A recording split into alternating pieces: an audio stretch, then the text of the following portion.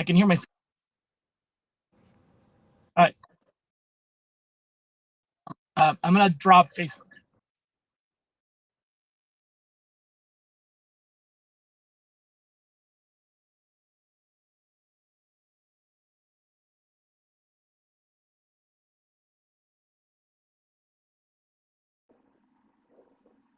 Okay, we are back live. I think we might have resolved the problem.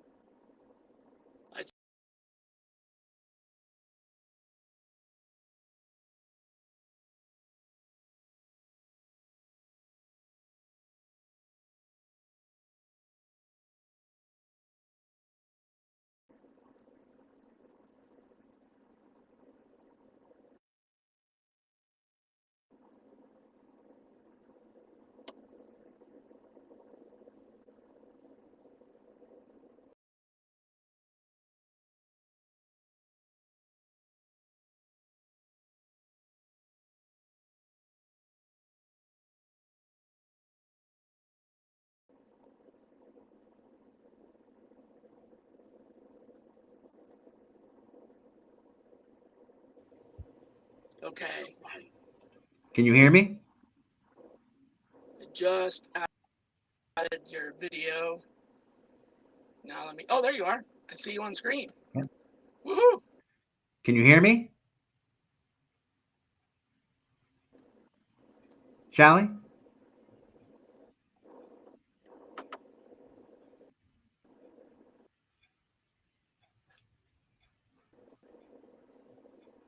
Shall?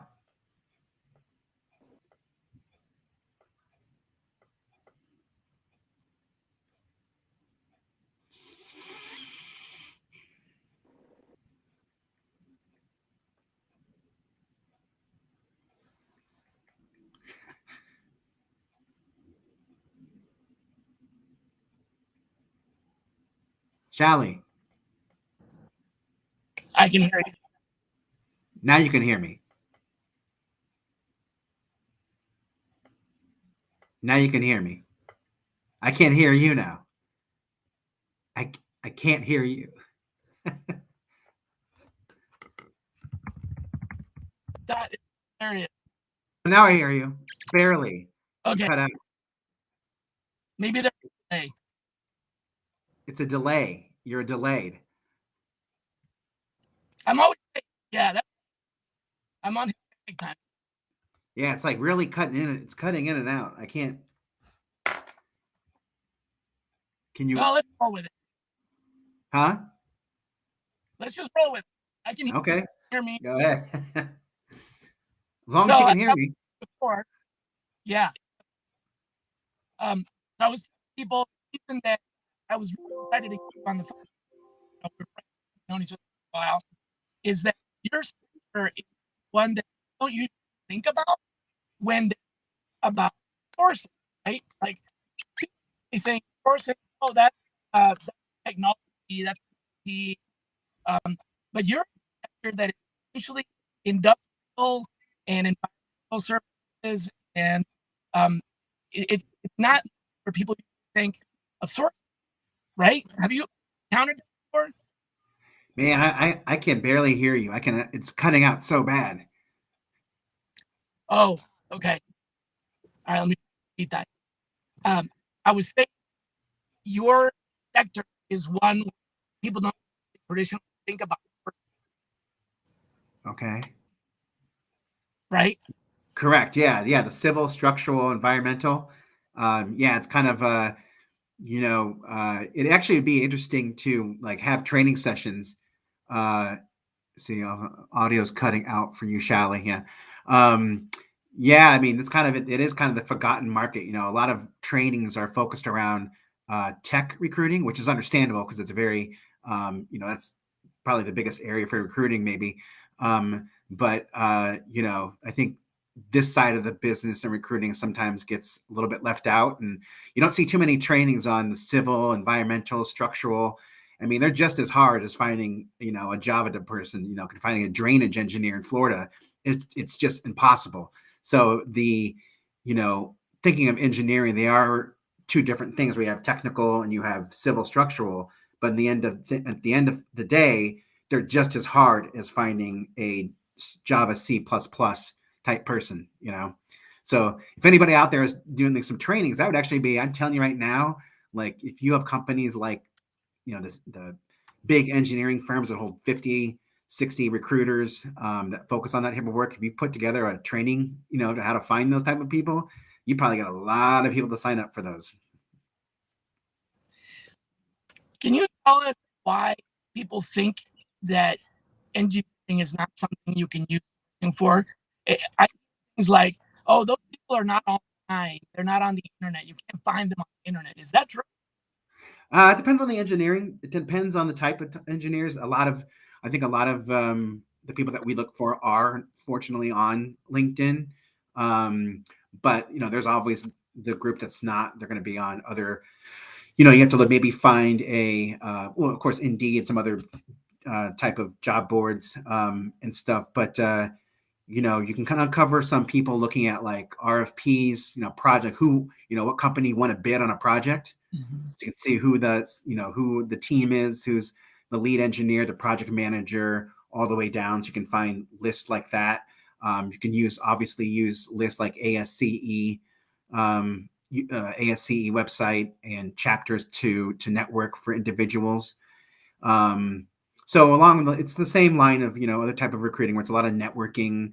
Who do you know in the industry, using your hiring managers to find who they know, because it is civil engineering depending on the discipline, can be a tight knit group. So going back to, the drainage engineer example, you have a leader who's a manager of drainage engineering in Tampa. He's going to know, the people within the area who are also other drainage engineers. So you can reach out. But I think a lot of the people are probably on, on LinkedIn.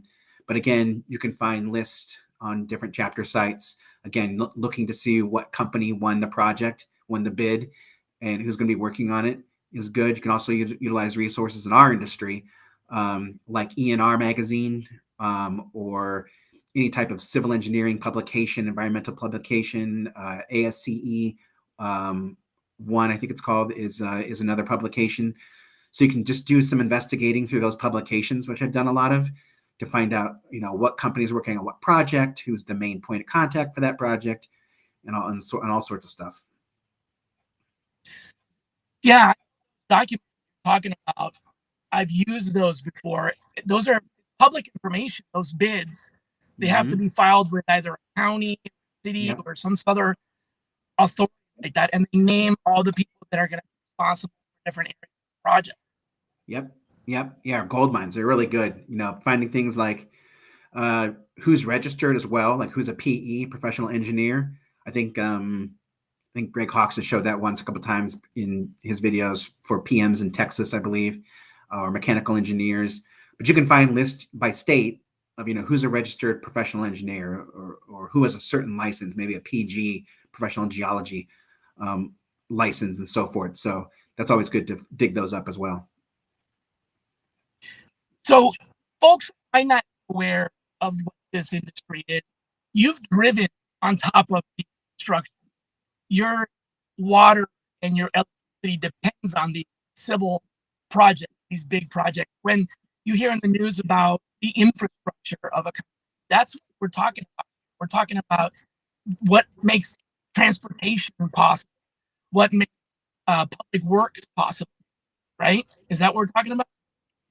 Yeah, I think I understood. You mean, I'm sorry, you're just cutting out a little bit. Just the projects, and that's what we're working on, like the roads and the highways, the water. Is that what you were asking? Shah, I lost you.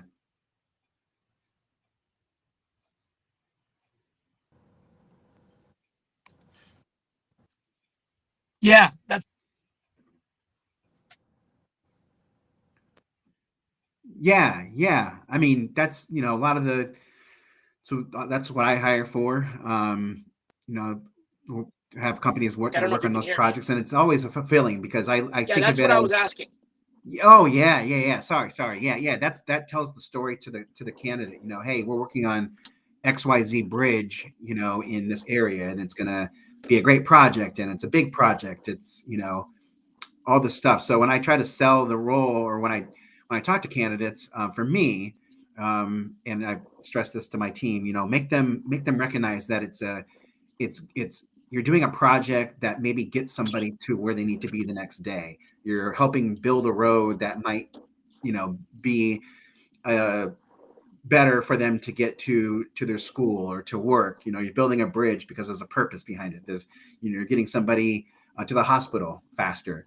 I like that. I like the feeling of I can look around, and when I travel, I say, oh, that's something, maybe my company did, or I We hope. did that. Yeah, we did that, and I've done that. There was a project, a former company did in Denver, and I was like, oh, this is pretty cool. I like this. This is really neat. Um, and now with the new firm that I'm with, I'll be doing the same thing. Oh wow, we did that. We moved. We did the geotechnical engineering for that, or we did the environmental side for that. So it's always nice to see that. So I was watching this program. They were talking about people that put the iron in the bridges, and then the concrete gets poured over on top of that. And it's a very interesting job. It's like they basically put all the lace work of the cross iron, together. And apparently, it's a really rare skill and a very highly paying job. Do you guys use those kinds of people, or is that an external company that provides that? Those might be more subcontractors. So like the companies I work for are more like the engineering design side. So basically, we'll design it, and another company will come in and build it. Now, sometimes there are companies that do the design Got it. build all in one, but most of the firms I've worked for is just the design side of it. Then you got the general contractors that will probably come in and build the thing for you. So, what has been the rarest or maybe most difficult to find skill in this industry that you've ever experienced? Oh, whew, I would say, hmm, maybe in an specific area, maybe transit people are kind of tricky to find. We're behind.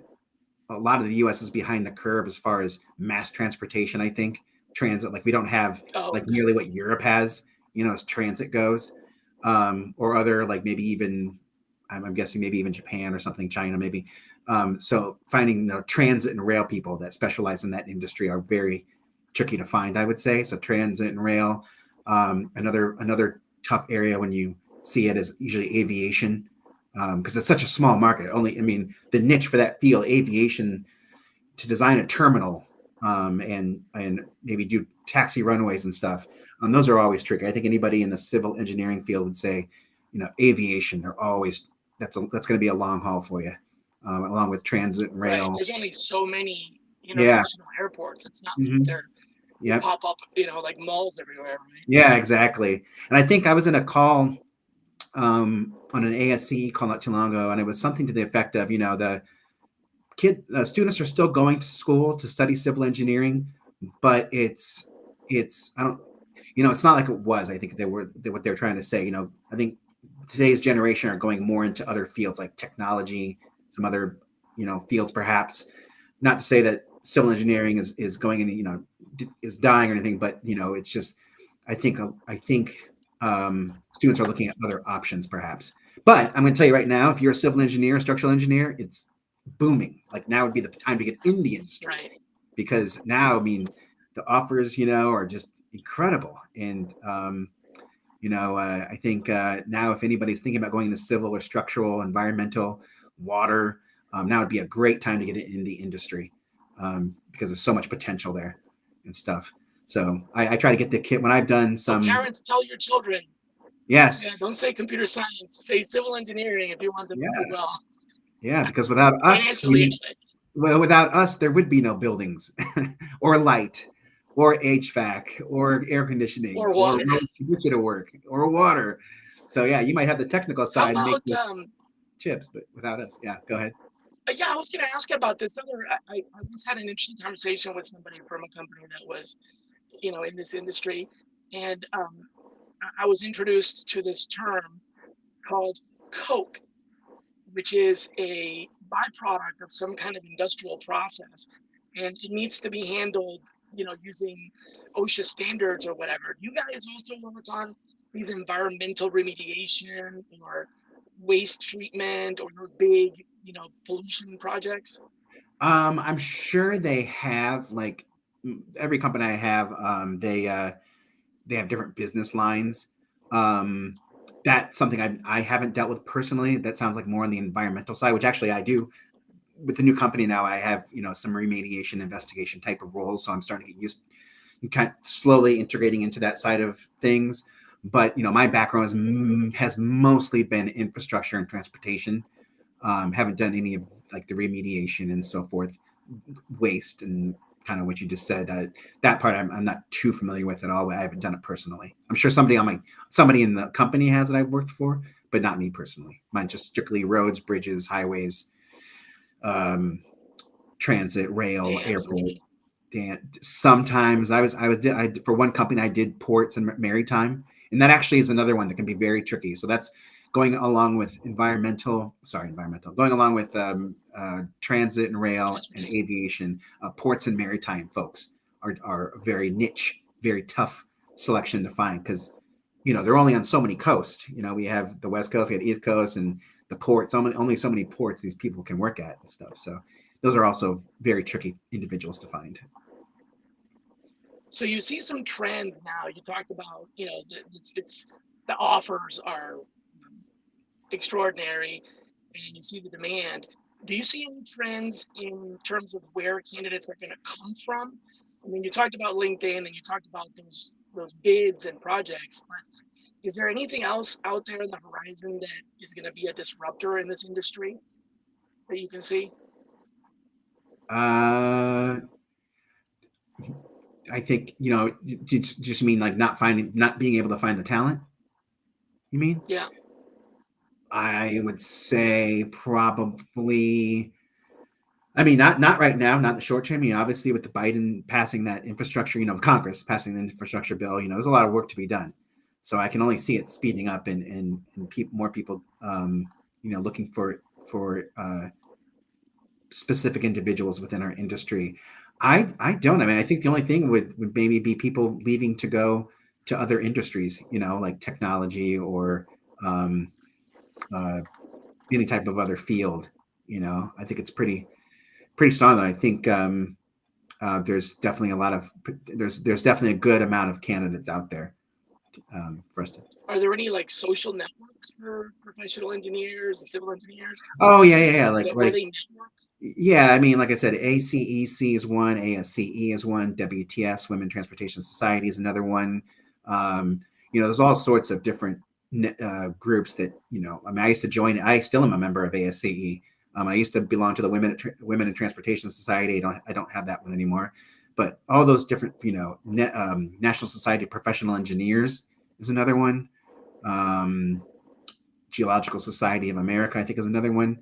So, you can always find some kind of Oh, different nice. group. Yeah, I mean, you can always find some different group that you can belong to or join and participate in. So I always try to make a point to join at least one or two, because I think that just helps build your, somebody's brand and be able to really be involved in the group. And, so they know who you are, you know who they are, good chance to network. So reputation is a big deal in this market. Yeah, I would say so. I would say so in civil, for this type of engineering recruiting. I would say so. Knowing people and the Hmm. networking side of it is important. Yep, absolutely. When I attend, whether it be an ASC meeting or last year when I attended a bunch of Women in Transportation Society meetings, even local chapter meetings as well. I would introduce myself and then quickly send them a LinkedIn message, and they would accept the invite and stuff. So you're just building your network that way because later on down the road, hey, I met you at the ASC conference in New York City, via internet or Teams or whatever. We're looking for this type of person. Do you know anybody that might be a good fit? So it's always an excellent time to network through those chapter meetings, local chapter meetings, or even national meetings. Last year and the year before, they did a lot of those through Zoom or Teams or something. So it was always easy and free to join. So I did a lot of those last year. Got to know a lot of people from around the country, and then just added them to my network. So hey, I can reach out to them later on if I need something. That's important. Yeah, we've had a conversation about employee referrals many times with leaders on the show that I've had as guests. But something that doesn't come up very often is non-employee referrals, and being intentional about generating leads or referrals from people that are not working for your company. Essentially, like you're saying, networking, right? Which is all we used to do back in the day before the internet. Yeah. But it's sort of like a forgotten art now. Talking to somebody that's not potentially a candidate, but that might have connections. Yeah. Like could be maybe a professor, or it could be a Yeah. chapter leader of one of these associations. Yeah. And Yep. do you put those in a CRM, or how do you track these influencers that you're probably not going to recruit? How do you keep track of them? So we never had I haven't used a CRM in a long time. None of my companies had one. I personally did it for me personally. I sometimes had spreadsheets. Sometimes would just keep notes in LinkedIn.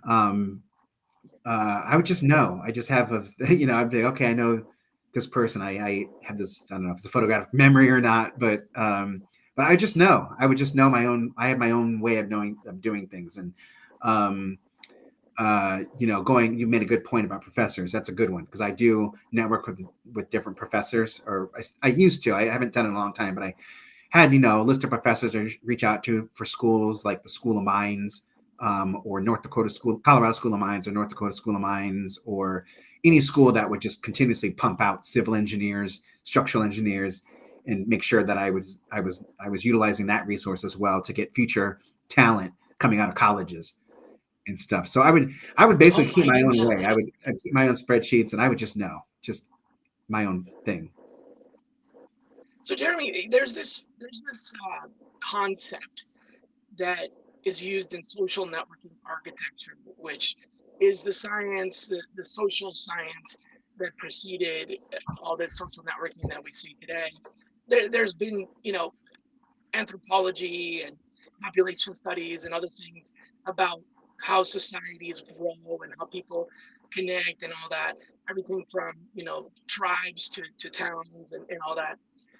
Probably the biggest example of social networking architecture is the study around how a virus spreads, right? So going back to like the typhoid fever days, there was an individual that was coined Typhoid Mary, that was a carrier of typhoid, but did not get sick, showed no symptoms. However, they were able to track that many of the infections for typhoid came from having contact with this person, but because they had no symptoms, they didn't know, so they were basically just passing it around.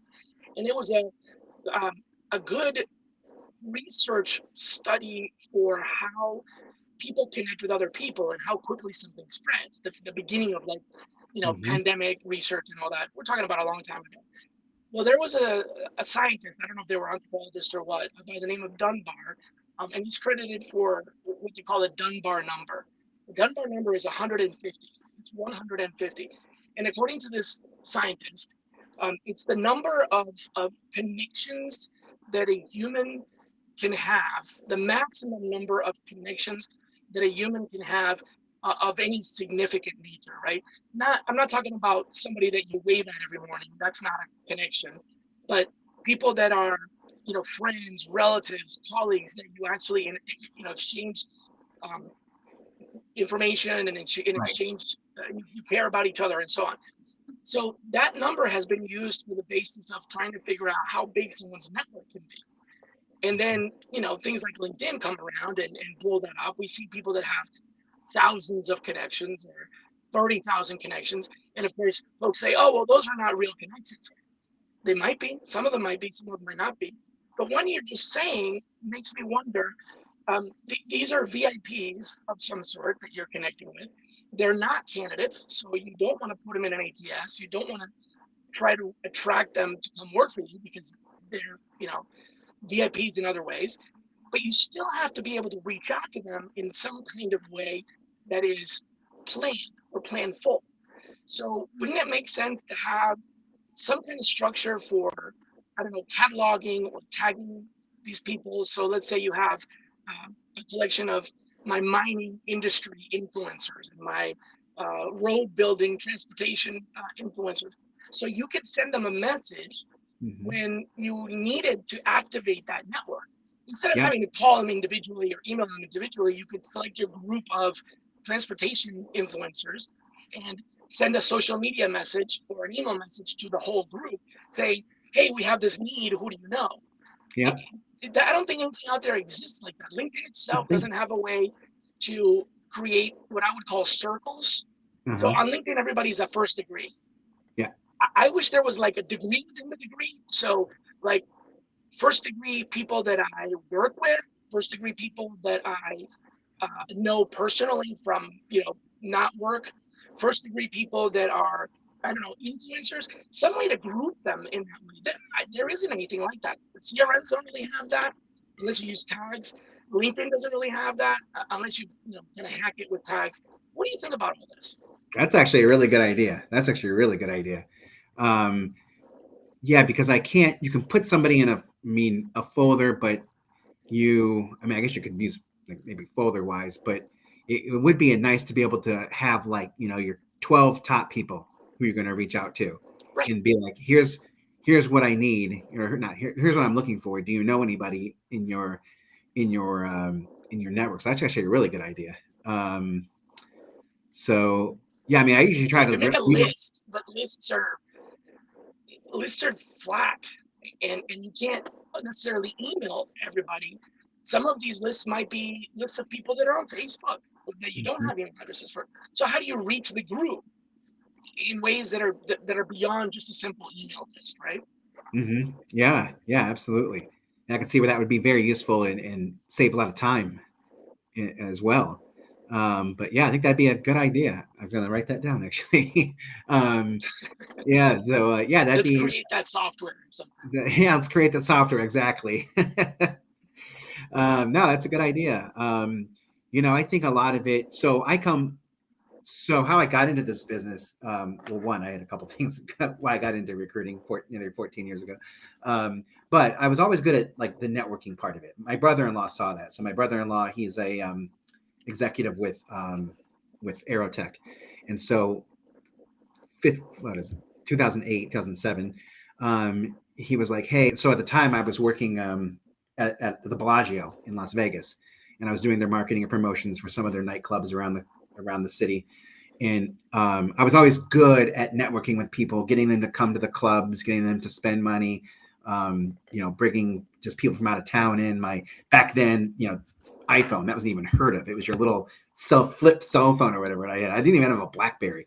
So my phone contact list was like a mile long. I could bring people from New York, from Florida, from England, whatever, all the way in to come to Vegas for a weekend and have fun. And so my brother-in-law was like, you're really good at getting people to talk to you and getting them over here and just doing things. So why don't you think about recruiting? Why don't you do that? And I was like, oh, I never really knew, didn't know what it was. And so I tried it in the agency field at Aerotech for 2 years. And it didn't really mesh with me. I didn't really care for corporate recruiting too much. And then about 3 months after I left, one of the senior recruiters said, you might want to do corporate recruiting because it's a different vibe. And I was like, oh, okay, I'll try it, I guess. And then, well, here we are now.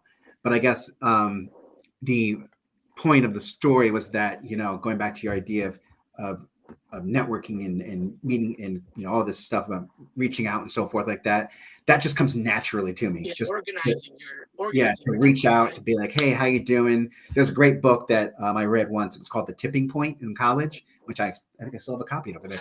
But it talks about being a salesman and what they call a maven, and what they call a what's the other one? Salesman, maven, and seller. I think Sneezer.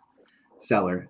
And Oh. so it was just it was great to read, and I was like, oh, that's a good point. That's a good point. Always be networking, always be meeting people, smiling, all that good stuff. So, so I guess again, going back to your point, it's always meeting people and engaging with them and connecting with them has always been pretty easy for me to do. I'm not afraid to walk into a room and start singing something. So yeah, you're lucky in that way, or you have skill in that way, but there's still that question of how do you organize that, because you can have, that's, some people have like shoe boxes full of business cards, or like you said, the phone list. Yeah, There's got to be a way to be able to group those contacts so that you can reach out to them in batches and do it in a very smart way. You don't want to send a message to all of the influencers because it's not the right message for most of them. Right. And you could do it single. I mean, you could do it meticulously, where I go through and if you had the time to go through LinkedIn and pick out, the top 20, but that would take, imagine doing that every time. A long time. That would take a long time. Yeah. But there would be, maybe you could use a project or something, but still. Yeah, that would take a month, maybe, if not longer. But yeah, I mean, there are certain people I'm sure that would be high on my list. Okay, I know this person in New York would be a good one, or this person in Florida, or this person in California. There would be those type of individuals right off the bat. You would just know, okay, I know these are going to be people that would definitely help me out. Right. I would love to track not just who should I contact for these types of jobs, but also like to track the results of that outreach, right? So if I have 20 people in my list of civil engineering, peer leaders, how often have they referred someone? Kind of like what do they call that? There's the rating of like from Net Promoter. That's what it is. NPS? The Net Promoter number, right? Yeah. How many? Yeah, exactly. How many of these people, of 20 people, which are the 2 or 3 that have actually referred somebody in the past? And then they get my first message, or I reach out to them, maybe take care of them in other ways, send them cards, or buy them coffee, or because I know they're the ones that have really gone out of their way to help me out. Even if it's just as much as just forwarding an email, but they've actually taken action on my request. Track the outcome. Outcomes. Track the result. Or everyone, some former boss of mine said, everything can be measured. So you can measure that. What is the return?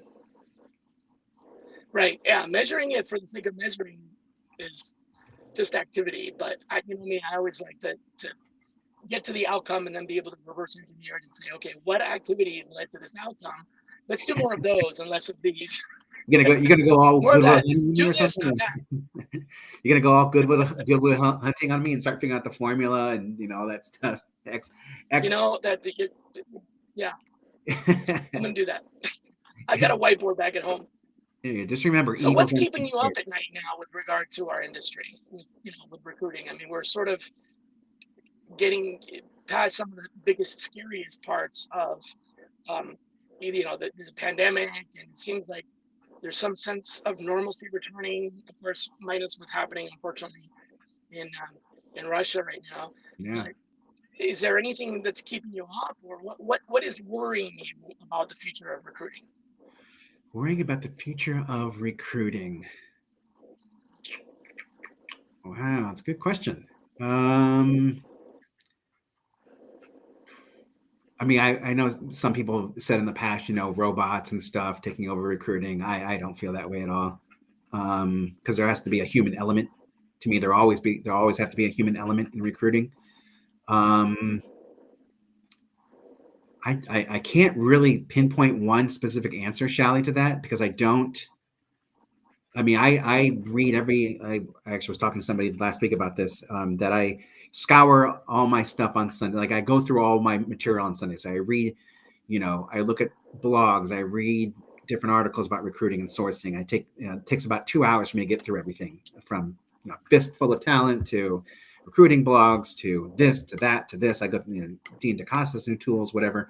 So I do all this in a period of 2 hours every Sunday, regardless of, if I'm sick or whatever. So I do that religiously. Nice. So I keep up on the latest and greatest and all that stuff, share that knowledge with my teams and my coworkers. But I guess nothing offhand. I got to admit, nothing stands out and says, oh my God, I think recruiting is in trouble, or I Nothing's think really got you sourcing in trouble. Yeah, I don't have anything off. Maybe ask me that question in 5 years. I might have a different story or a different answer. But right now, It's tough to look at the crystal ball, yeah. It's like the crystal ball could tell you the truth, or it could lead you down the wrong path. But I agree with your point about robots. Robots are assistants. Robots help you do things. Good robots are collaborators. And I had one of my favorite all-time episodes was with somebody that's not even in talent acquisition. They're an expert in automation, and cognitive automation, what we can do with computer-based robots, as opposed to factory automation. But the reason I was bringing that up is because he made this really interesting point that's always just stuck with me ever since then. There are robots that are going to be significantly better at doing something than humans could ever be, but they're really good at doing that thing. So he used the example of, you can have a robot that is absolutely the best at hammering nails. It can hammer them faster, more accurately, and exactly the right depth with exactly the right force, never miss. And it can do that in a way that humans could never do. They can hammer nails, but they can't fold napkins. Yeah, right. One thing. You do so one thing. It's like, right, they can do 10 things, but that's what they do. They don't have the adaptability and the flexibility, at least not for a long time. So his point was, use robots that are capable of doing something really well as your assistant. And you can have lots of these robots that are helping you do your job. They're not going to take your job away. They're going to help you get more meaning out of your job. Do you really want to spend the rest of your life hammering nails, or do you want to do something else while the robot hammers the nails? And what is that other thing? What can you do instead that has more meaning or more impact or more value, and let the robot do basically the heavy work? I mean, it's a tool. Like the wheel is a tool. Nobody thought, oh, we're going to invent the wheel someday and it's going to eliminate labor. No, they just thought, hey, we can do more now that we have the wheel. Yeah, right. It's not like the wheel's going to take our jobs. Yeah, right. I mean, exactly. So, Yeah, that going back to this industry, I don't see that. I mean, they're, like you said, the tools can help. I mean, if you're considering things like Calendly or something like that, a robot, yeah, I mean, that can help you. It can be make you more efficient as a recruiter. But I still think there'll always be recruiters needed for a long time. yeah, a robot's not going to be able to read a resume and determine, hey, you know what, this candidate might actually be really good for this other job that they didn't apply for. Right? How many hires have you made like that? One of my surprising outcomes when I was at Fiserv, and I was there for a good 5 years, was there was a candidate that I ended up hiring. Actually, the recruiter doesn't make the hiring decision, but a candidate that was hired as a result of my activity that was completely different for the job than everybody else that had applied. And that's something that, I recognized on the conversation I was having with him during the phone screen, that he would be good at this other job, even though it's not something he would have ever applied for. Right. And the hiring manager, when they looked at his resume, they told me, what made you think about this person? They don't even have the right job title or whatever. But I said, when we were talking, he answered some of my questions in a way that would be really good answers if they were answers to the question about your job. They weren't good answers for the job that I was considering him for. They were really good for this job. And so that's what made me think about it, is as they were telling me the answers to the questions that I was using for screening, it became more and more obvious that they should be in this other position despite their resume. And the hiring manager said, that's a good reason. And they interviewed them and they were thrilled. And it was a really, really good match. Almost a 90-degree career change for this person. They went from essentially being a consultant to being a technologist. they were more like a business consultant, and they're now more like not a programmer, but they configure software. Mm-hmm. And it was their business mindset that allowed them to configure software in a way that the business could benefit from. So it's like almost imagine if a recruiter one day was able to write code and then created an ATS, right? Yeah. All the ATSs I've ever seen were not created by recruiters. Yeah. They were created by software engineers. Software. Yep. And it was a complete departure, right? So that is a human thing. A robot could never make that logical leap.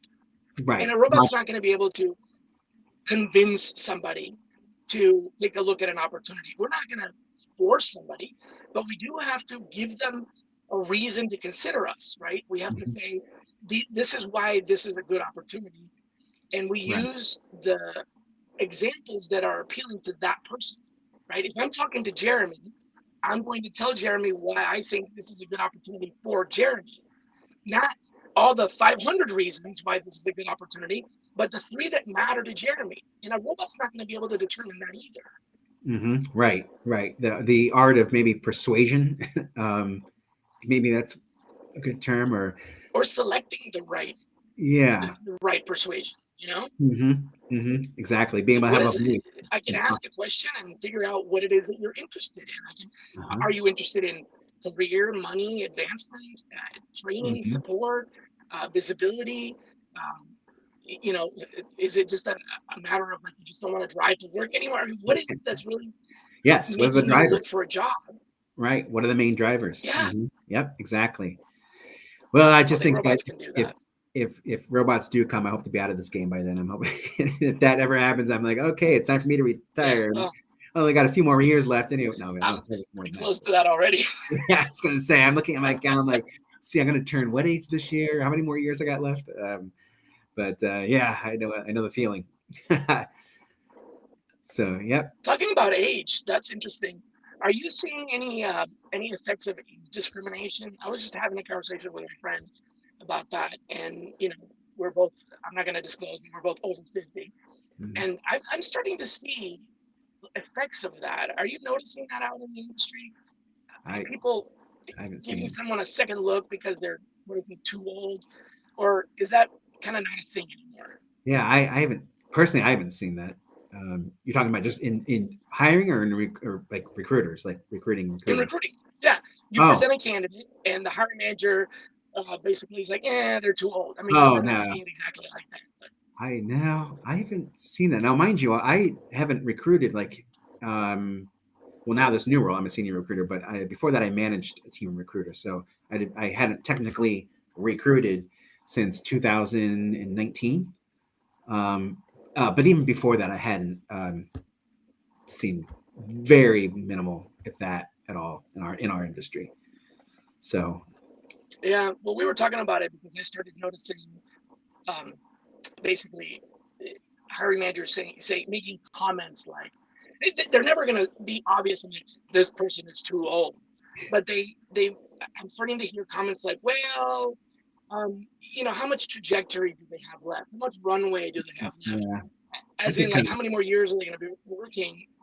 And it kind of strikes me as maybe that's an underhanded way of discriminating against the age. I don't know.